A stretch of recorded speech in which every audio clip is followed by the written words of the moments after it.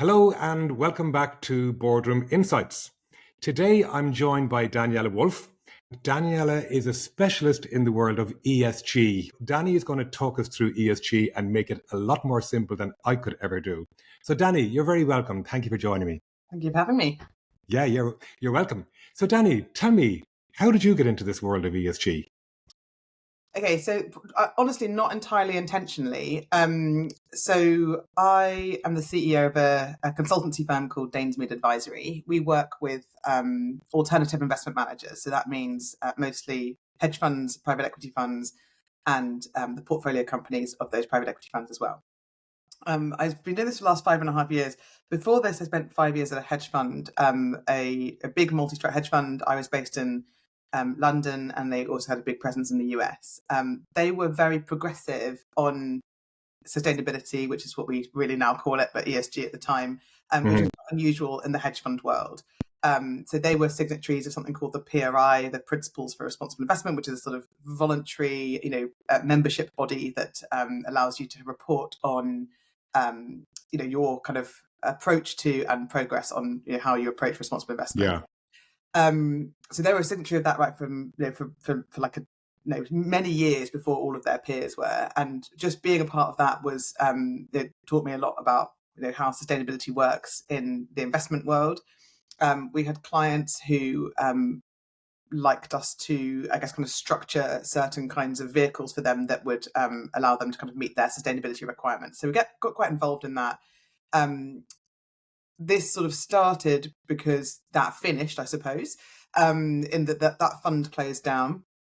And I started consulting, doing just a day a week here and there for different other, former kind of clients of mine. Prior to that, I spent 7 years at Goldman Sachs in the prime brokerage consulting team, so working with launching new hedge funds and helping others grow. So I knew people in the industry, and I started doing just like a day a week here and there consulting on essentially, funds were being asked quite consistently by investors, fund managers, by investors, what are you doing about ESG? Do you have a policy? Have you got a process to consider environmental, social, and governance related factors in your investment process? And these questions were just coming all the time. And so everybody was sort of scrambling around like, what am I supposed to do? And just because I'd happened to have done it before, it was very easy to sort of consult on that. Like I said, a day a week here and there, being like, I'll get you a policy, I'll put a process in place, get you signed up to PRI, give you some training, do all these things. Right.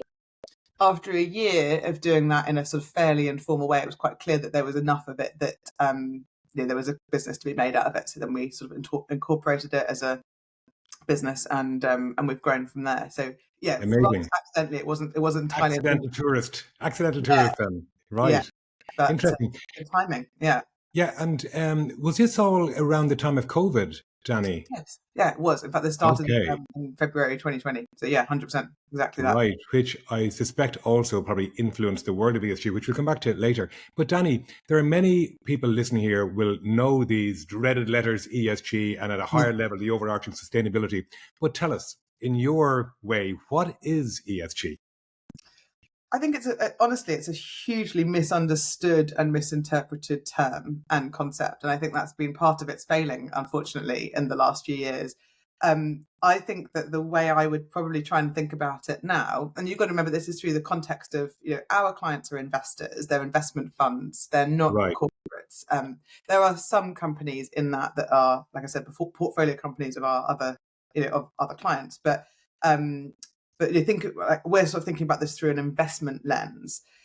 So this is all about acknowledging that environmental, social, and governance issues. So that's things like climate change, biodiversity, diversity and inclusion, even things like protecting the consumer. How you market, like, is that done in a honest and ethical way? Access to certain industries, thinking about kind of healthcare and sort of medical services, education, all these things, and governance, obviously, which I think is usually fairly well understood.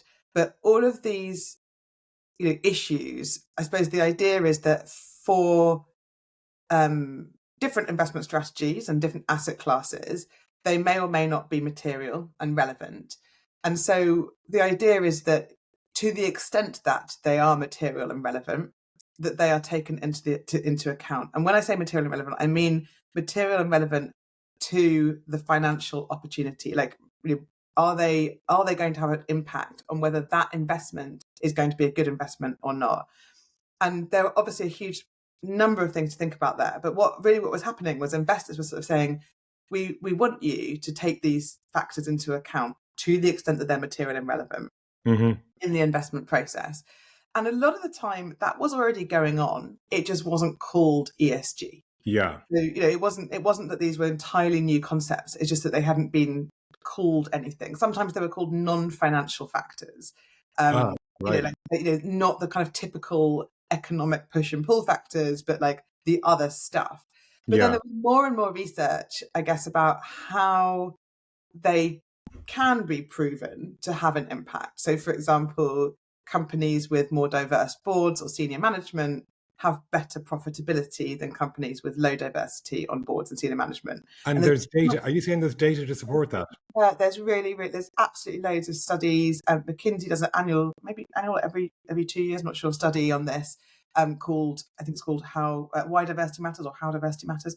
And they're surveying these companies, understanding the makeup of their senior management and their boards, connecting that to profitability and other kind of outcomes that shareholders care about. And there is direct connection between these things. And so I suppose investors were starting to say, we can't ignore these factors entirely. This needs to be part of the analysis when you're doing, kind of fundamental analysis. I just want to say, I mean, if you look at the history of ESG, I obviously, before chatting to you, I was doing some pre-work to get my head around it even some more, because I'm also doing some research on it for something else. But when you think about all the different acronyms and terms that have been out there for years, I'd love to go back to the base. I mean, we all remember CSR, corporate social responsibility. We know about D&I, diversity and inclusion. We know about Black Lives Matter. We know about gender equality. We know about gender pay gaps. We know about carbon footprint and so on. And it sounds to me like these are all grouped into one. So could we go back to maybe, because I know, let's bust all this jargon and go back to, was it Who Cares Wins was the first attempt at ESG, this UN Kofi Annan thing, was it, Danny? Yes, and you're right. There's been a lot of different iterations of this in different industries and different sectors in different ways. I think the kind of big, and this has gone back a long way. Like when we think about the kind of early days of responsible investment as a concept, before we started calling it ESG, which we no longer really do call it, but with the early days of that, it was things like I have to kind of remember the specific situation, but it was something to do with avoiding investments in South Africa to kind of honour, apartheid related. Okay, right. So we have things like that going back a long, long way. Yeah.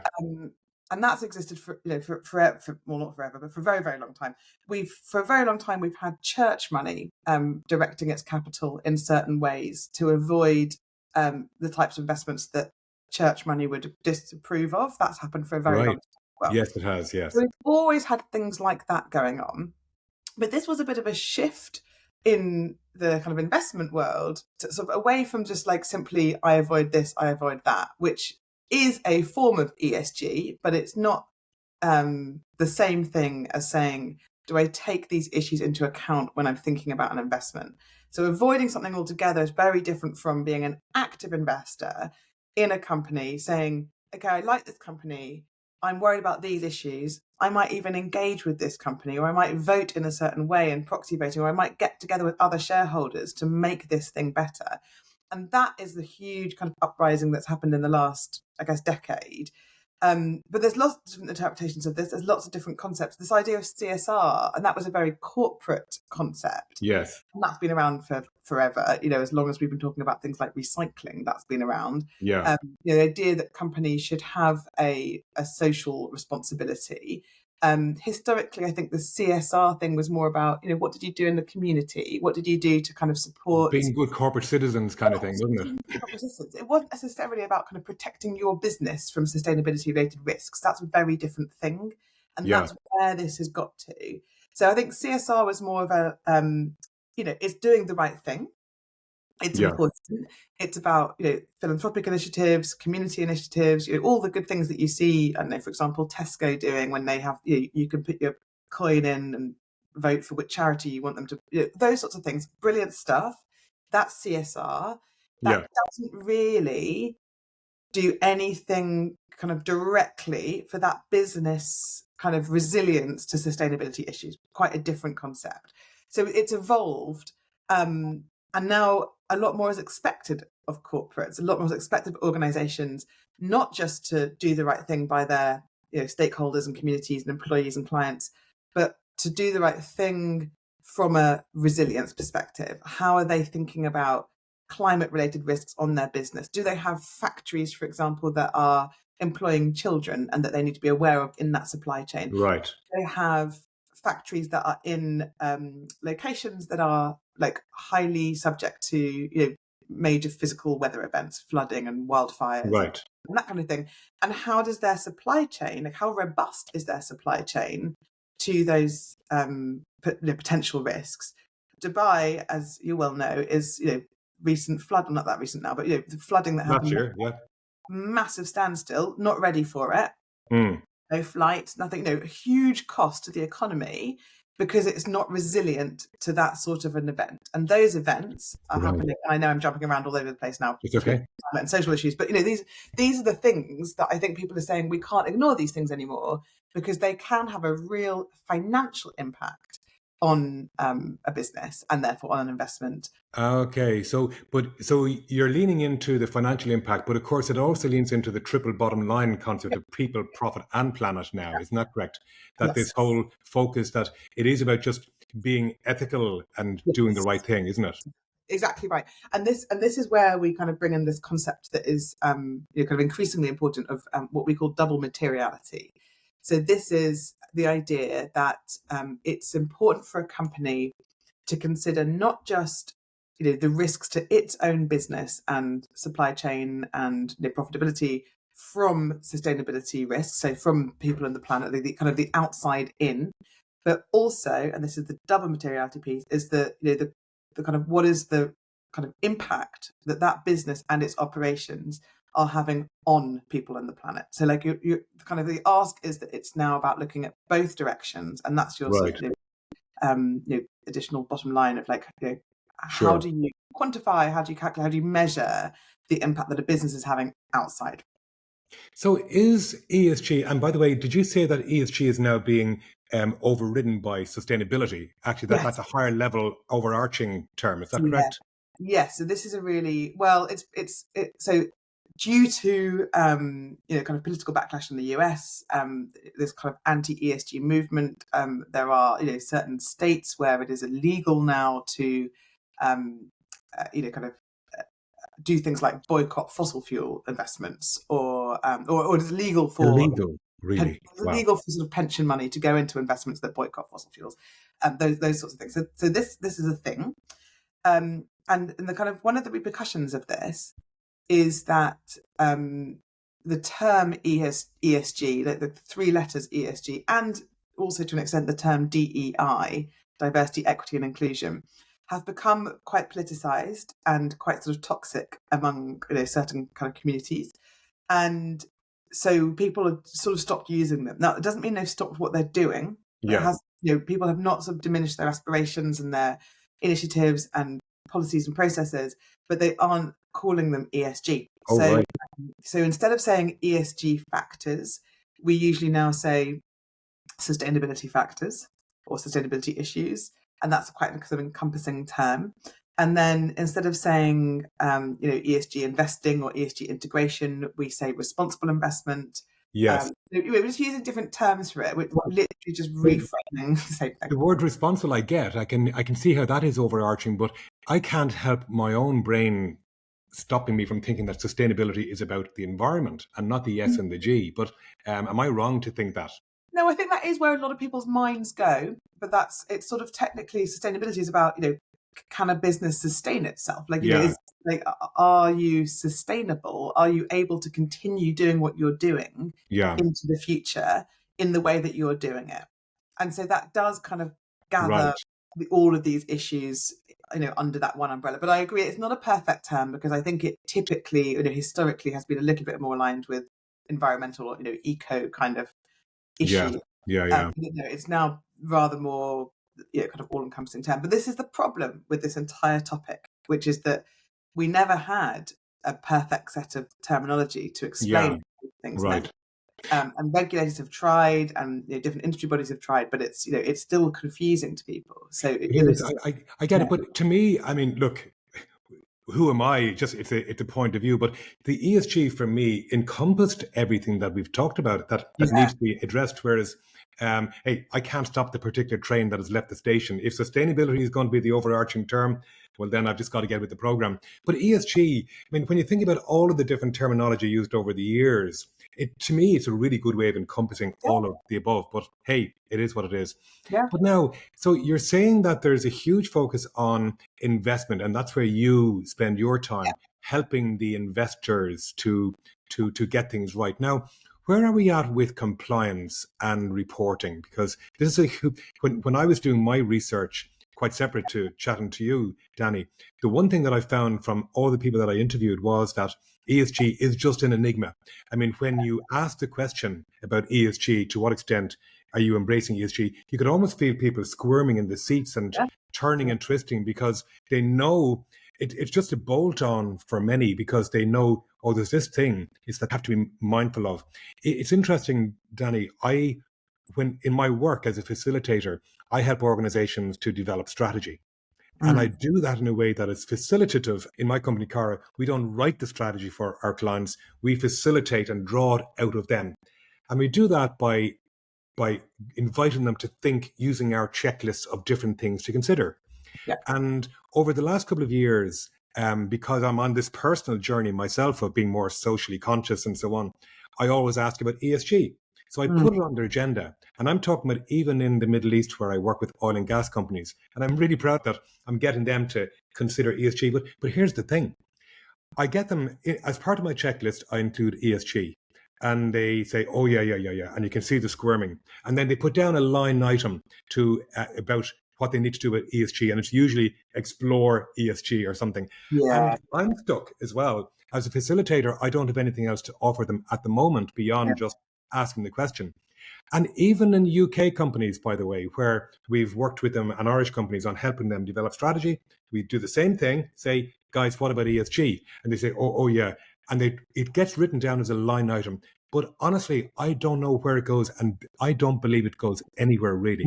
So I'm curious to know, what are the compliance regulations here? What do they have to do?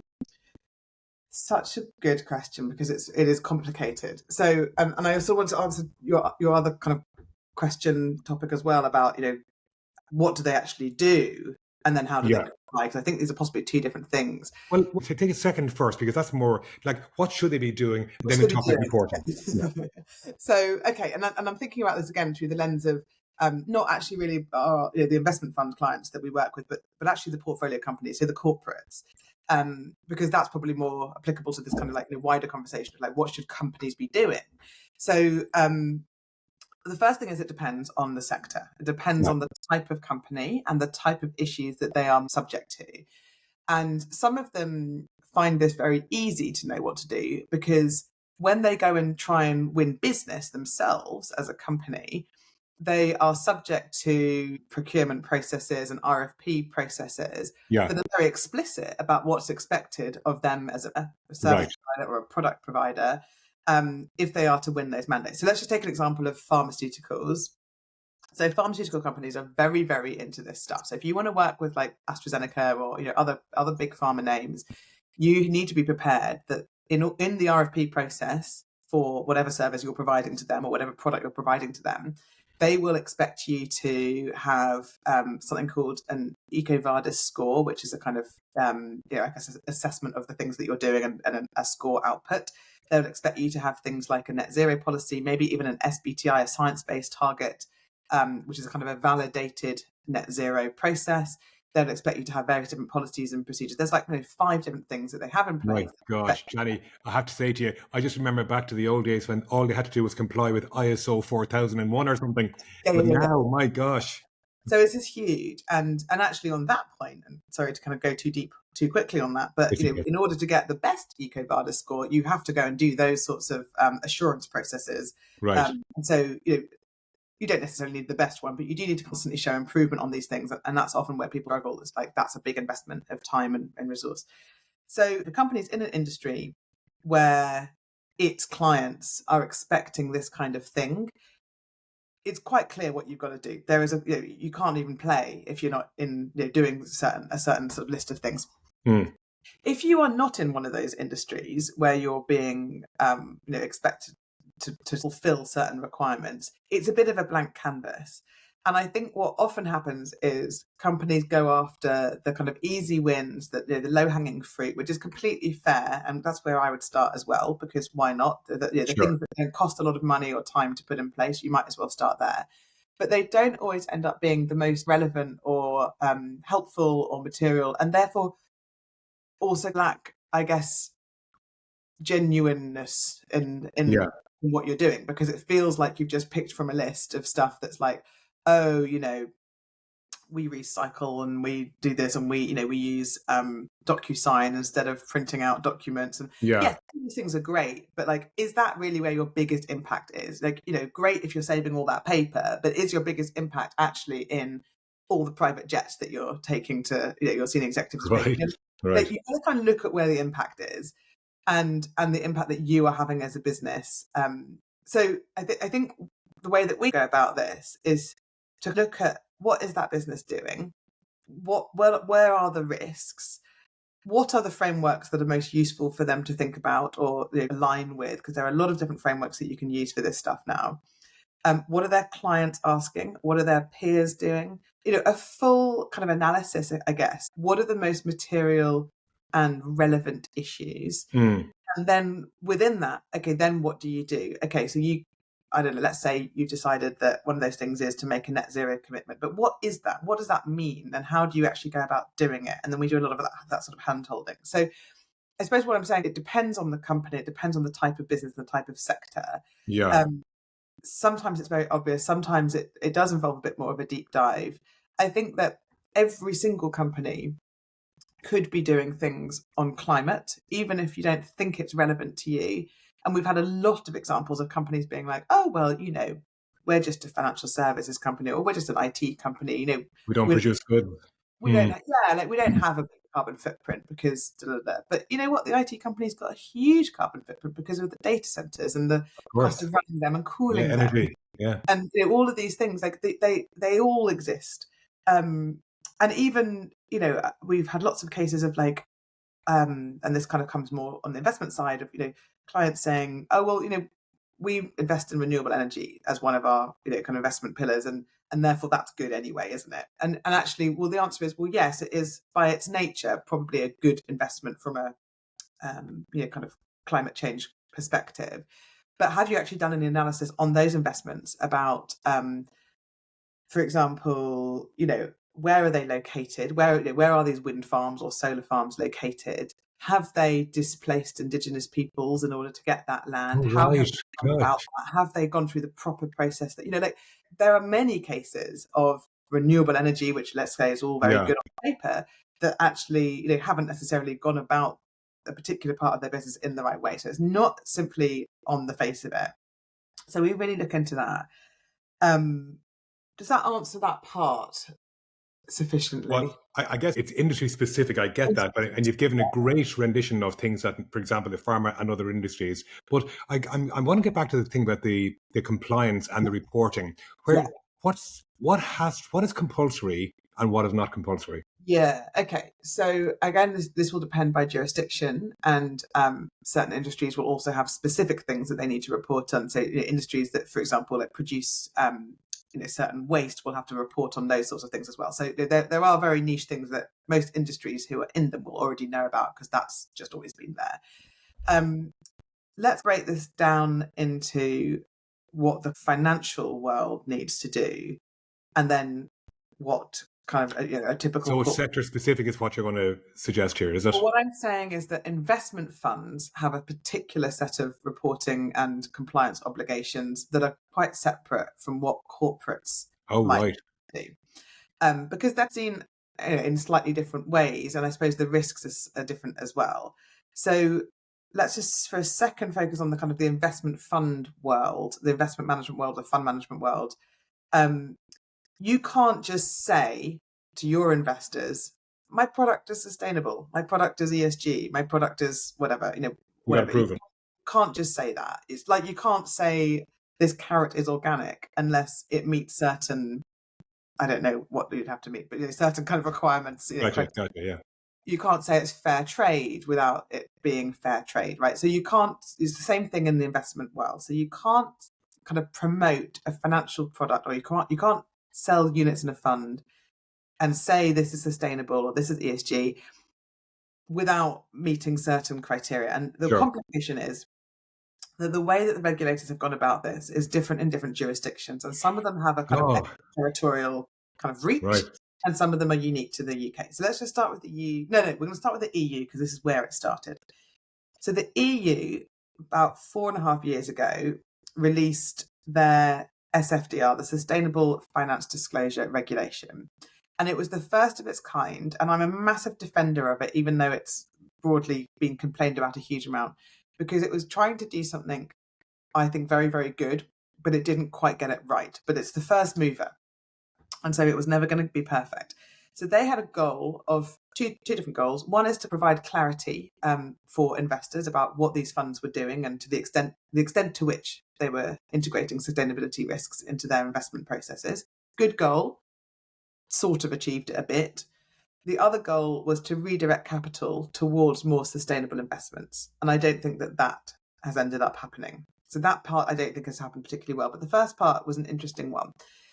Instead of coming up with a labeling regime where, you would call a fund sustainable or a fund ESG integrated or a fund, whatever, they came up with a disclosure regime. And they, in the text of the regulation, set out different disclosure templates for the things that would need to be disclosed by those different investment funds, depending on what they were doing. And the idea was that an investor could then take two funds side by side with their identical disclosure templates and compare and understand the extent to which sustainability risks were being taken into account. And these disclosures were called Article 6, Article 8, and Article 9. And those articles was literally the article in the regulation that said what you had to do in each of those things. The trouble is, it has been very much used as a labelling regime, because the things that you're required to disclose in Article 8 are a little bit less than Article 9 or a little bit more than Article 6. And so clearly what the market wanted was the ability to see Article 8 or Article 9 and without having to read the disclosure, know, okay, that meets these standards. I can invest in that because I know it's got certain minimum standards. But that wasn't how it was designed. So the market ended up using this whole system in a way that was very different from how it was intended. And therefore, people were dissatisfied with it and complained a lot about it. And it will now be changing. But it's taken 4 years to get there. So the idea was that Article 6 funds may or may not be integrating sustainability risks, but aren't kind of promoting themselves as anything particularly ESG or sustainability related. Fine. So that's like the base level category. Everybody needs to do Article 6 disclosures. Article 8, you are promoting certain environmental or social characteristics. You might be considering the principal adverse impacts of those characteristics, so like a defined set of potentially negative measurements, if you like, metrics. You might have a certain proportion that is defined as sustainable, which itself was a fairly undefined concept that was down to the user to define. You might have a certain percentage that was aligned with something called the EU taxonomy, which is a set of defined environmental objectives and criteria to assess them. Right. So Article 8 was this huge, wide kind of bucket of you're doing something, you're definitely doing something, but it might be very light or it might be really involved, but it's anywhere in between. And therefore, the investor needs to read the disclosure to understand what you're doing. Article 9 funds, you can probably quite simply put them down into the category of impact funds. So they have some sort of non-financial objective as well that they're trying to generate alongside a financial one. So what ended up happening was a bit of, quite a lot of chaos, quite a lot of confusion. What does it mean to be Article 8? I'm not surprised. My head is spinning here, Danny, listening to all I'm that. trying to deliver this in a way something that anybody can capture. But essentially, the problem was it was really chaotic. Yeah. The market spoke and said, this hasn't really helped us. Right. And the direction of travel now is that the EU Commission is looking at reframing the whole of SFDR into genuine labels. So they'll have a label called sustainable, a label called transition, a label called currently Right. it's suggested to be ESG collection, which is kind of everything else. I don't know if they'll call it that. So all of these disclosures. Now, back to the point about who's in scope, and this is where this became a bit complicated. So the way that the EU developed this was that a fund manager was caught in scope for their funds that they are marketing. If the manager is in an EU jurisdiction, so like a French investment manager, for example, if the fund is domiciled in an EU jurisdiction, so that captures a lot of the UK and some of the US managers who are managing funds domiciled in Luxembourg and Ireland, for example, happens a lot. Or if you're marketing directly into an EU jurisdiction. So again, this extraterritorial element, you might not even have an EU presence, but if you're registered to market in an EU country, then you're also brought in scope for making these disclosures. So this is very, very broad, and essentially everybody understands this is a big thing and everyone's involved in it. The UK came along a couple of years later and said, okay, this is the FCA, the UK. This is after Brexit, was it? Yes. Right. The UK is saying, well, we're not going to adopt this because Brexit, and we'll do our own version and we'll fix some of the problems that the EU didn't quite get right in the first edition of this. Right. So they came out with something called the SDR, the Sustainability Disclosure Regulations. And it's a set of regulations. Mostly, the FCA primarily exists to protect retail investors, so protect the kind of man on the street type of investor rather than big institutional investors. But they kept the scope very, very narrow. So they said, we've got these product labels and you can use them if you are a UK manager managing a UK fund and marketing to UK investors. And that's actually very, very small in scope. Yes. And I think around 100 funds have so far taken these labels. It's really not been huge. Right. But with these labels came other rules that do have wider reach. For example, an anti-greenwashing rule, which sets out guidance of what is defined to be greenwashing and what is not greenwashing, including things like, you can't have a marketing presentation that has a picture of a wind farm if that investment fund doesn't have wind. Okay, right. You can't mislead in any way. Yeah. And that's been quite interesting. There's also a kind of naming and marketing rule, so you can't use terms like sustainable in your fund names unless you meet certain criteria. You can't market it. So a lot of work has gone into trying to protect investors from being misled by funds that are suggesting that they are more sustainable than they are. That's right. kind of simply where it has come. It sounds to me a bit like the WEEE directive, WEEE, waste, electrical, electronic, and whatever, where the regulations, the EU regulations, are being interpreted differently by each country in the EU, by the way, which is a nightmare for multinationals trading across borders. And are we in danger of the same thing developing here with ESG and sustainability, that the interpretation will be different in different jurisdictions? Definitely, yes. So yeah, this did happen, and this does happen a little bit. It's not as bad as I've seen it with some other regulations pre this topic, but you do get slightly different expectations from different regulators reviewing these disclosures. And the two big ones to deal with are the CBI in Ireland and the CSSF in Luxembourg. So when you submit a disclosure to them, which they will need to read, and they might have a few questions, and then they might have a few rounds of questions, the kinds of things they ask you to clarify or be more detailed on. Bearing in mind, this is all disclosure, so they're not necessarily going to turn around and say that's not sustainable. That's not really they're not judging whether or not it's sustainable. They're judging whether you have adequately explained how. Okay, so it's right. Gotcha. And the sorts of things that they will kind of request or push back on do differ by jurisdiction, but it's marginal. It's not, materially it's fairly consistent, but it does happen a bit. Yeah. It's just curious to see, where does the disclosing take place? I mean, Is it in the annual accounts, for example, or is there a separate platform? Where? Okay, In tell me where. many places. Okay, so for this particular one, the disclosing happens in 3 different places. One is called a pre-contractual disclosure, so it goes into the prospectus that investors will read. Okay, the investment fund. Okay, yeah. It's part of, what you're saying the investment strategy is. So that's Yeah. the pre-contractual disclosure. The second one is a website disclosure, so a sort of more detailed version of that goes on your website. That for retail investors, that will be public. For institutional, that will typically be behind a login. Right. And then the third place is an annual periodic disclosure that goes into your fund report, your fund accounts. Gotcha. So it's not audited in any way. Then it's voluntary disclosure. Is there some audit process here? It would be reviewed in the same way as your auditors are reviewing your entire accounts. Oh, right. Reviewed among that, but not in a formal way. Like it's not under like an assurance process or anything like that. But it would be read by your auditors that do your main accounts because it forms a part of the accounts. Ah, right. Okay, I see. And tell me, Danny, are people now embracing it because they have to or because they want to? What I'm getting at is, I mean, if I'm on the road on a motorway and the sign is 120 kilometers, well, I might sneak a bit over that because I know I can. Yeah.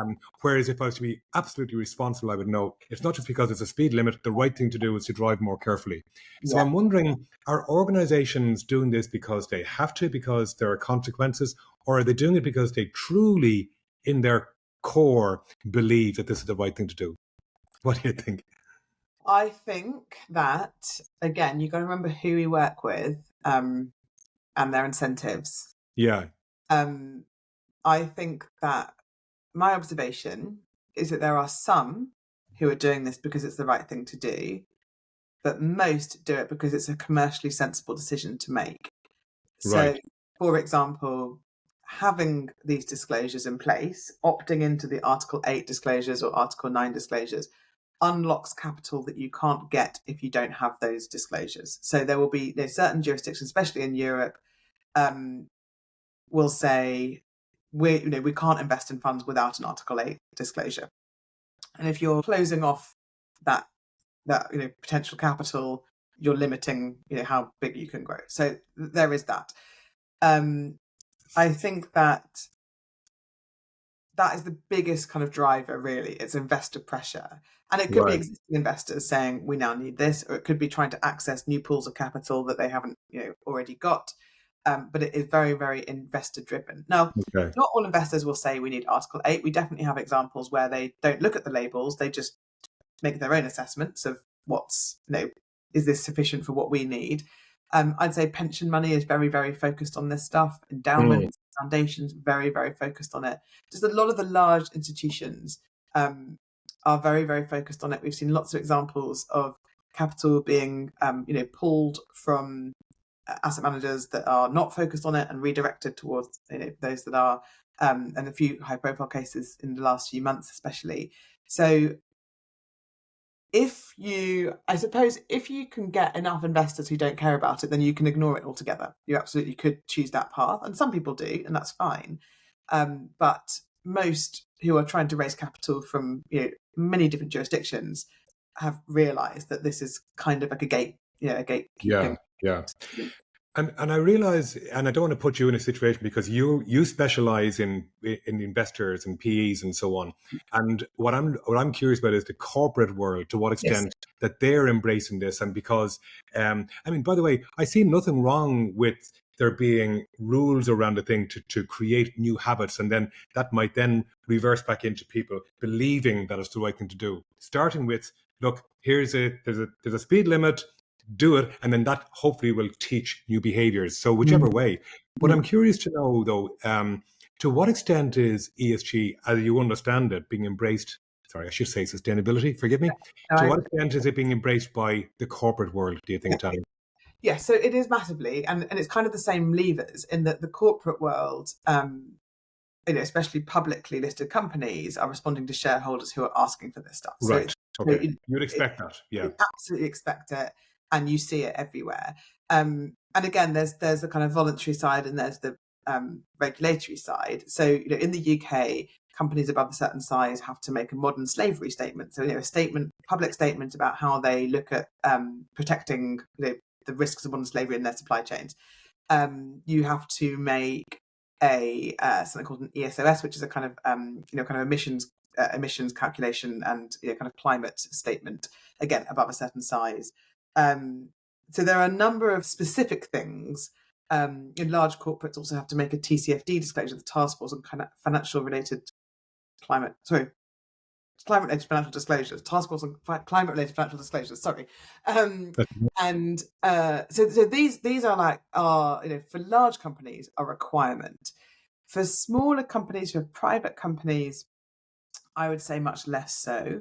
I think you see these things more of a development of growth. When you get to a certain size, it's expected employees start asking for it. We're a small business, right? But when we have interviewed people to hire them, we now find that they ask questions that I wouldn't have asked. When I was so they want to know how we approach these sorts of things, and we've been asked those sorts of questions, and we hear that consistently in the portfolio companies that we work with as well. And they're much bigger than us, but they consistently get that. So I would say, once you sort of reach a certain size, it's very hard to raise capital without it now. Very hard to, if you want a loan from a bank, they will ask you for your approach to sustainability and ESG policy. That will be a part of what they do. You can. But they're also rewarding you, aren't they, by giving green loans at an advantageous rate and so on. Exactly, and we see that a lot. And again, we work with our clients who also issue those loans, so we sort of see both sides of this. So you can sometimes access cheaper capital, like a lower coupon rate, if you meet certain KPIs that you would pre-agree and be part of the loan agreement. So, and again, we've seen loads of live examples of that. And if you use those proceeds in a certain way, or if you meet certain kind of criteria, you can get access to cheaper capital. So there's loads of incentives for doing it. So I think very small businesses, probably not a huge focus.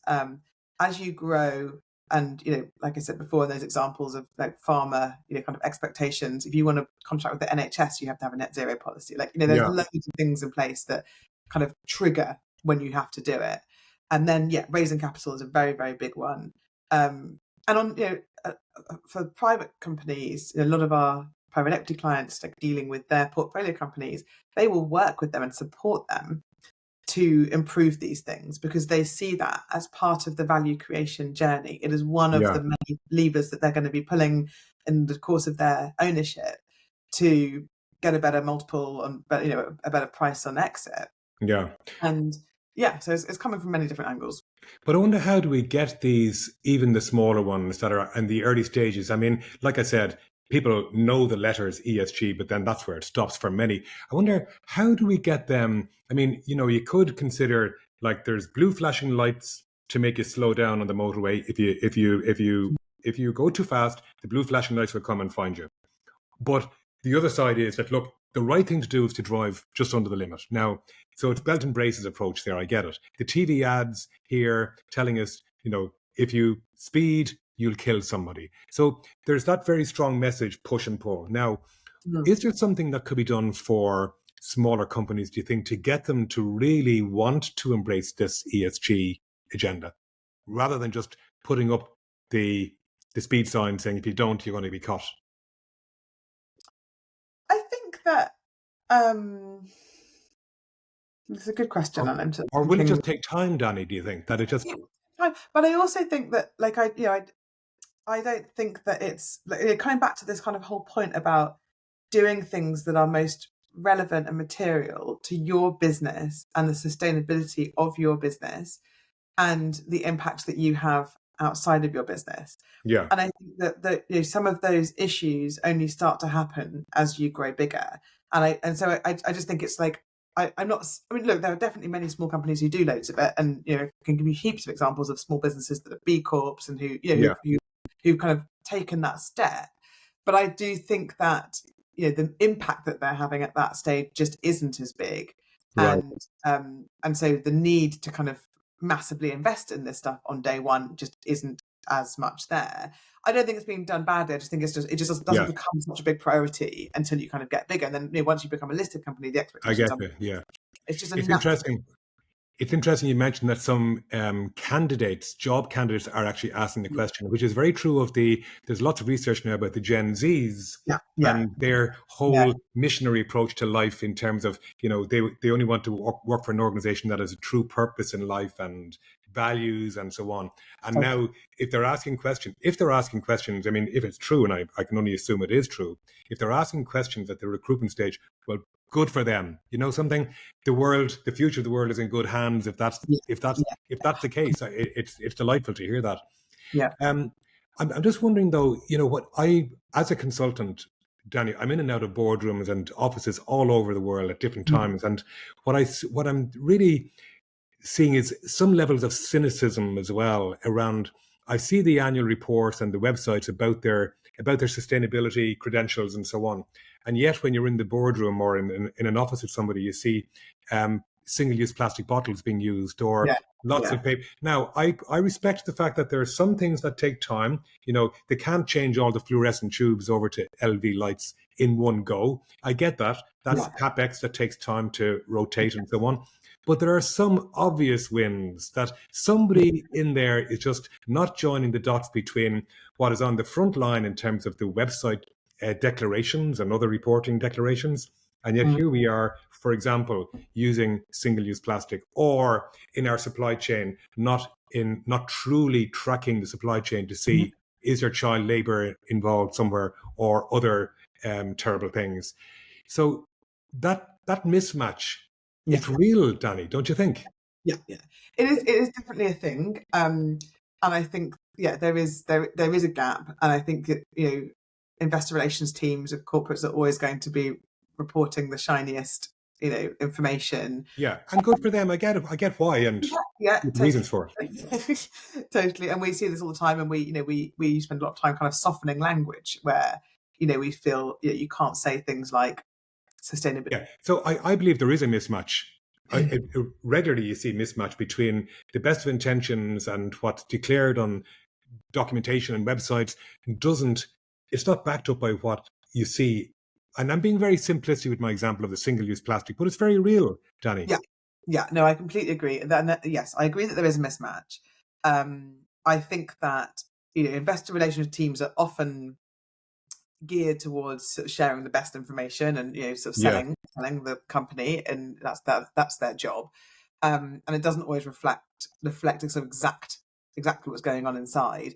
I think that it's a problem that kind of needs, and this kind of comes back to the same greenwashing point, which is where a lot of regulatory focus has been, to try and prevent this kind of thing happening, to try and prevent this mismatch, to call out instances where companies are saying one thing and doing another, and that is a massive problem, obviously, not just because it sort of leads to overall skepticism about the entire concept. It kind of undermines the whole idea of the whole thing if you start to sort of not trust claims that companies are making. So it is a big problem.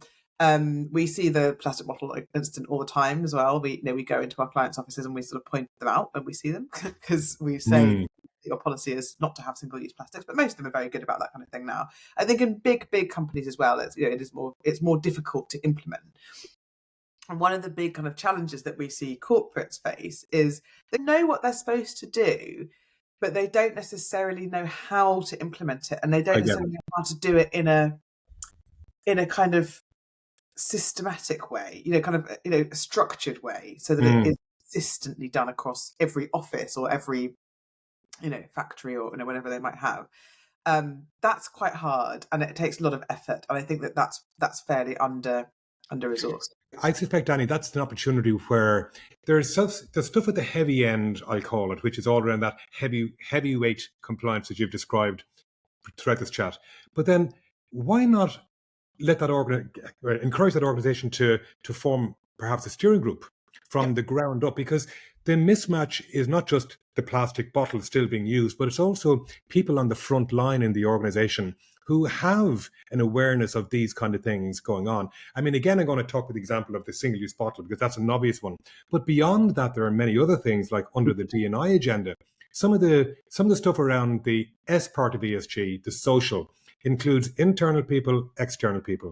Now, internal people, we know about the DEI agenda, we know about the Black Lives, but there's even some other stuff that could be classified under the unfairness part of the social, like the way some people are promoted because of longevity in the organization, whereas not on merit. I'm just giving other examples where it spreads the agenda wider than just the obvious. We all lean to the obvious, like the single-use bottle or D&I or gender pay gap. They're the ones that are publicly known around ESG, but it's actually much wider than that. And I wonder, why don't organizations perhaps consider forming steering groups of frontline people? They're the ones who have their finger on the pulse, don't you think, Danny? If they orchestrate them correctly or facilitate them well, they get gold dust from the front line. And not only ideas on what need to be addressed, but also buy-in, hearts and minds. Don't you think? And honestly, I'd say the best organisations do exactly that, and they right. Absolutely, that this does exist, and we see this again in our clients and in the organisations we work with. Committees on different topics. Some, depending on the size of the organisation, sometimes there's just one. Sometimes there's multiple committees. Some focused on social and philanthropic type kind of initiatives. Some focused on DEI, on some environment. You can have multiple different ones. And I think it is a good way. I think the important thing is the makeup of those committees. It is very important to have frontline people on that and junior people on that, because they are doing and experiencing a lot of what the company does, and their input is really valuable. But then they're often not the key decision makers. So you need a balance. You need people who are also empowered to make decisions and spend budget on those committees, as well as the input of the kind of the junior staff. Sure.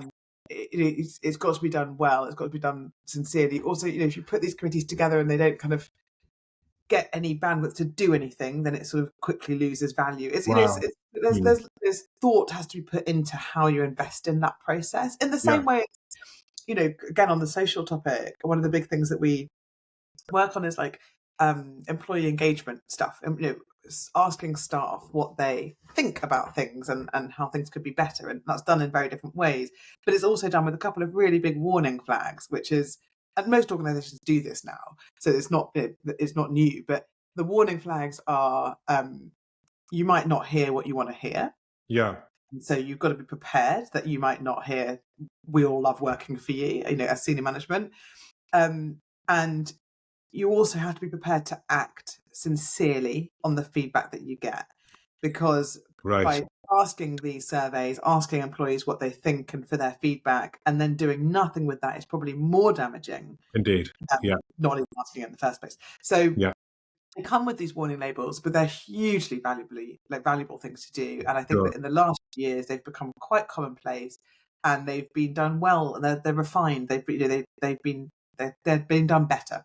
To get a better output. Danny, I'm going to do a wrap just before we take a break. And then when we come back after the break, what I'd love to do is get your sense of, my clients will know me for using the words hearts and minds quite a lot, because I truly believe it's critical in any change. And this is effectively a master change that we're experiencing, both in the world in terms of sustainability being embraced, but also within any company, embracing that change. And with any change program, winning hearts and minds is critical. So when we come back, we'd love to know a bit more about that. We'd also love to know a bit more about Danesmead and what you guys do. So let's take a break and back after this. Most businesses aren't failing because of bad ideas. They're stuck because great ideas aren't landing for them. The culture says one thing, the strategy says another, and the customer is caught in the middle. That's why I created the 7 Steps to Profit, a practical business framework to solve that. It's not another off-the-shelf solution. It's a proven transformation framework that joins the dots across culture, strategy, leadership, customer, and execution, with the tools and structure to make it stick. Our support is also enhanced by our own organization health assessment to give you clarity on what you need to work on. If you're ready for real alignment, measurable progress, and execution discipline, visit 7stepstoprofit.com. That's the number 7. 7stepstoprofit.com and book your no strings discovery call. So welcome back. Danny, I want to just return to, we were chatting before about corporates, particularly where most of your work is in the world of investment houses and so on, and investors. But let's just talk to corporates, whether it be mid-sized corporates, large corporates. So what advice would you say, would you give, Danny? What are the top things that they should do now to be more embracing and more inclusive and to get involved with sustainability in a way that they want to, not just because they have to? Yeah, completely. Yeah. So, okay, good question. So, we've seen a real maturing of the whole concept and of the kind of industry of sustainability. Like I said at the very beginning of this discussion, very much away from the tick box of here are the easy wins towards really focusing on, okay, what is material and relevant for this business? What should I put my time and effort into? From both angles of, because this business impacts communities or people of the planet in a particular way, and we need to minimize that negative impact or perhaps enhance a positive impact, or because these sustainability related factors could have a risk to our business, or risk to kind of the future of our business operations and how we operate. So I think the absolute top thing, and this is very much where this is going, is think about sustainability not as this lovely list of nice things to do, but as a materiality, relevance, business resilience concept. Right. And focus your efforts where you can be most genuine and authentic, because it is truly most relevant to your business. And I think that will have massive positives in many, many directions, easier, kind of buy-in from stakeholders, better actual outcomes, which will be more, applicable, and sort of, brings more authenticity to the whole topic, and leaves behind this sort of slightly, all good things, but slightly time-wasting, initiatives. So right. That's kind of the number one thing. I think the other really big thing that's very kind of related to that is about bringing your people in on the journey, a little bit like we were talking about earlier. So involving staff in the decisions about where you focus your efforts, involving them in there. And not just at a junior level, probably be easier to get that buy-in, because typically we do find younger generations are just inherently more into this stuff. But management buy-in can be challenging. We find that with some of the companies we work with, for example, consultancies or financial services companies who sell their services based on time, or law firms, professional services, all of these kinds of organizations sell their services based on time. People have billable hours, and therefore people don't all want to spend their time on this stuff because they see it as non-promotable work or non-billable work. And that's the change, and that kind of culture in an organization has to change, and it has to come from senior management. So you kind of need the buy-in from senior management. You need the buy-in from all the staff that this is the right thing to do for this business, and the right thing to do because it's the right thing to do. And I guess maybe some organizations are a bit ahead already. I mean, if I think about merchant companies where they're buying and selling stuff, and they already have compliance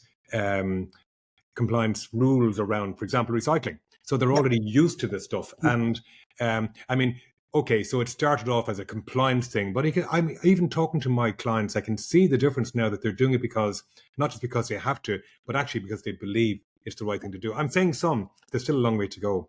Danny, tell me a bit more about Danesmead. I mean, I know you said you started 5 years ago and it was accidental tourist, but now you have a very successful advisory. What is it that you actually do? You're an encyclopedia, clearly, on sustainability. So it's obviously something around that, but tell me, what exactly do you do? Yeah, so as I said before, our clients are mostly hedge funds, private equity funds, different asset managers, and the portfolio companies of those investors as well. A lot of the work that we do relates to aligning these organizations with the regulatory and voluntary frameworks that they are subject to, or they're choosing to align with.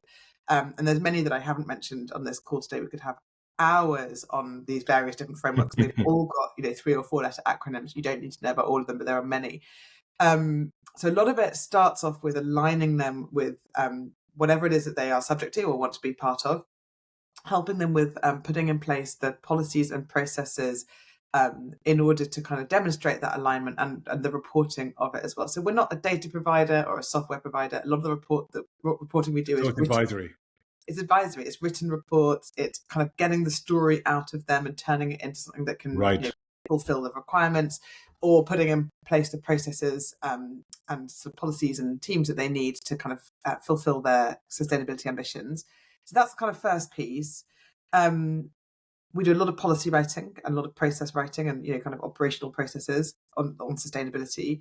We work with those investment teams to figure out where sustainability fits into their investment process, and that differs massively team on team and strategy by strategy, asset class by asset class. So infrastructure fund versus a real estate fund versus a long short equity fund versus like a systematic, everybody's got a different approach to it. That's fine. They're all valid.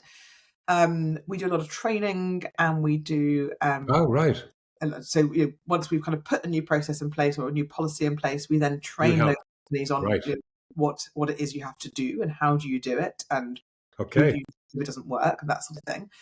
And then on the PE side, so the sort of extension of that, where we then work with those portfolio companies. So we'll look at their business. We will come up with an action plan on sustainability, or ESG or sustainability action plan, where we identify, I guess 1, 2, 3 year, these are the things you should do and how you do them. And then we kind of handhold them through lots of those processes. Right. We also collect data from those portfolio companies, so that then the private equity fund can then report on the kind of portfolio in aggregate. So it sounds like a one-stop shop then, Danny. One-stop shop. And the idea is that we can, if the client wants, be a completely outsourced sustainability function, which some of them do use us for a completely outsourced, all the reporting, all the kind of ongoing monitoring and support. And then others bring us in for certain things. So they might have an in-house team, but they need additional expertise on certain things, or particular reporting or support with certain things. So it's amazing. So tell me, Danny, with all this encyclopedic information, how do you give your brain a rest? What do you do in your downtime? I know you did mention you've got 2 kids, and that probably takes a lot of your downtime, but what do you do in your downtime? So because of the 2 children, I suppose most of my free time is spent tidying up and falling asleep on the bed. Probably at my biggest skills.